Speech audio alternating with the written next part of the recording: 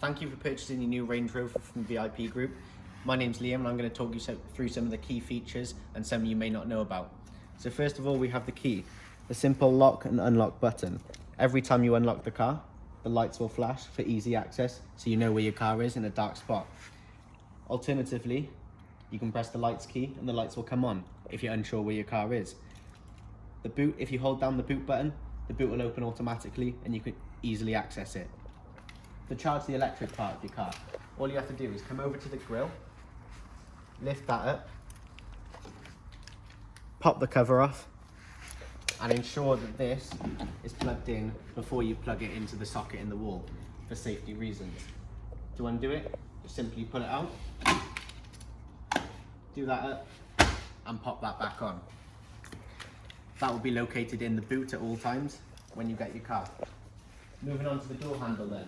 With the keyless entry, all you have to do, press that, open, and the door will open simultaneously as the car unlocks.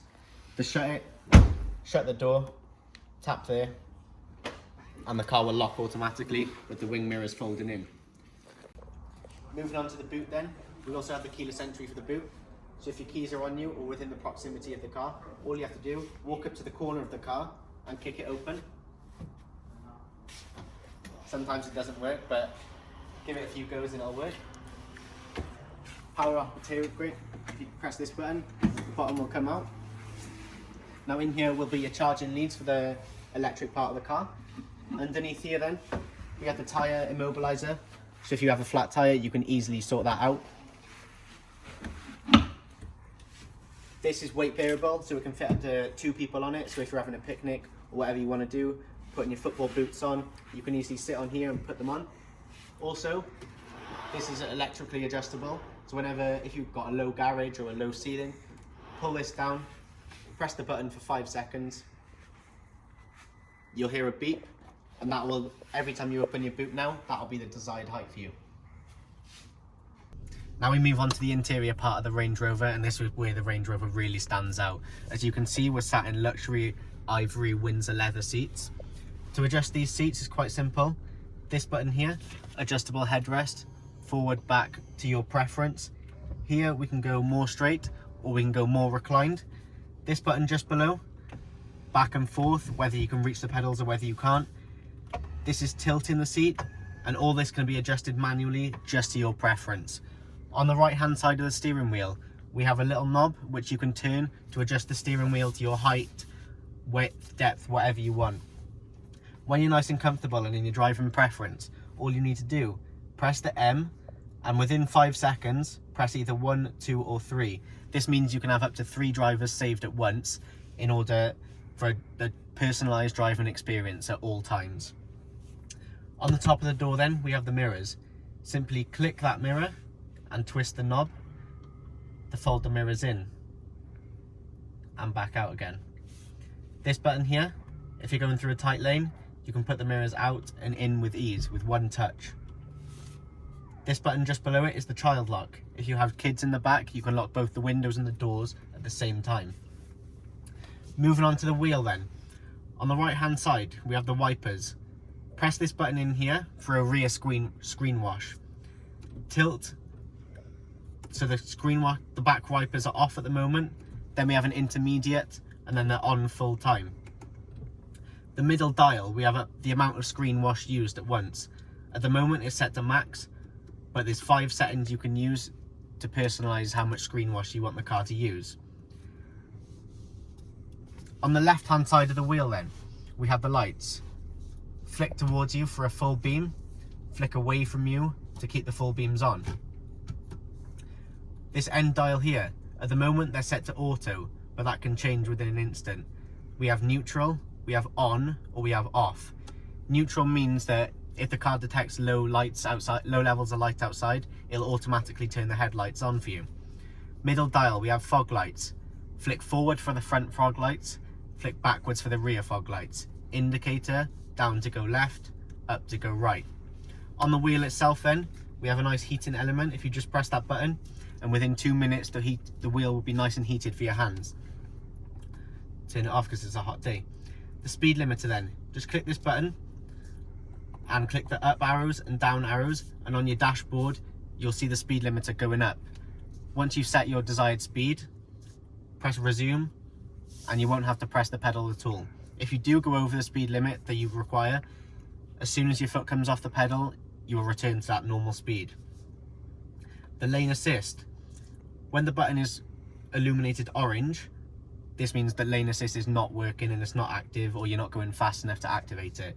Once that button turns green, that means that lane assist is on, and if you veer over into another lane and it detects another car, it will use power torque steering to bring you back over.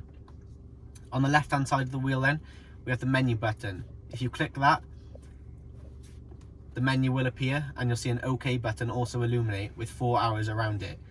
On the display screen there, you'll find a range of options to go through to suit your personal preferences throughout the vehicle. Once you're happy with that, double click the top and you'll return back. At the moment we've got the map on, but you can suit that to whatever you want. Just below that then we have the phone icon. One press of that and all your contacts will come up and you can choose to phone whoever you'd like. The voice activated control, if you click this and say call mum, then the car will automatically call that contact in your phone. As we move over to the central icon then, we can see a range of options to make your journey as comfortable as you can. First of all, press the Bluetooth icon. Go into your settings in your phone and you'll find Range Rover under the Bluetooth devices. Simply click this button and a code will pop up on there and on your phone. Just press OK or confirm and it'll pair your phone, and you'll have all your music, all your contacts and all your recent maps right at the touch screen. To access the nav, you click this little arrow here, and then if you want to search for I don't know, wherever you want to go, click it again and you press the search icon and you can type in any destination you want. To access the phone, we don't have a phone connected right now, but if you did have your phone connected, all your contacts will come up here. You can scroll up and down them, click, and whoever you want to call, you can call. Entertainment. So we've got radio, television, or media library, which is your chosen music platform. So whether it be Spotify, Apple Music, Amazon Music, that'll all be on there for you. Television, you can get a range of channels when you're stationary, but obviously not when you're driving due to safety reasons. Radio, we've got FM, AM, and DAB radio. We've got a range of channels on all of those, so whatever your personal preference is, feel free to click on that. Onto the settings then. You can adjust the screen angle to be more up or more flat, entirely up to you. Again, this car is fully customizable just to you. If you want a dark, if it's the night time and you want a dark screen, within the touch of a button, and it's all there for you. Moving on to the bottom screen then. Here we have the climate control. So 16 degrees all the way up to 28 degrees. You and your passenger can have bespoke to you, so you don't have to worry about whether your passenger's cold, you're hot. It can all be sorted out easily. This is just volume for the radio, so up, down, nice and simple. Aircon, if you want aircon on for nice cold air, or aircon off, entirely up to you. Climate control then, so you can choose where the air is coming in, whether it be top, bottom or middle, and again you can sync this with your passenger, or you can choose to not sync it and have it completely separate. Moving down then, this is the gear shift. So we've got park, reverse, neutral, drive and sport. Obviously ensure your foot is on the brake when you turn this. Turn it to your desired one and off you go. If you click sport, this will activate the gear shift paddles on the steering wheel. Minus to go down a gear, plus to go up a gear. Down here then we have air suspension control. At the moment, if I put it down, it's lowering the suspension. As soon as you see that lock activate, that means the access height is activated. Back up to driving height and you're ready to go. 2 cup holders there with a nice cover. As we open this, we've got a nice cool box in here. This is the coldest it'll get, and if you don't want the cold box at all, you can easily turn that off, and it's an extra storage compartment. Here we've got 2 USBs with a micro SIM for the 4G. The 2 USBs, if you want to use Apple CarPlay, you must ensure that your phone is plugged into these USB sockets, otherwise Apple CarPlay or Android Auto will not work. Moving up here then, we have the sunroof. If I want to take the cover off, all I've got to do, one button, push it back. If I want to open the sunroof, all I've got to do is press this button and it opens the sunroof for me. This button here will activate both the cover and the sunroof at the same time. However, this button here will just activate the cover.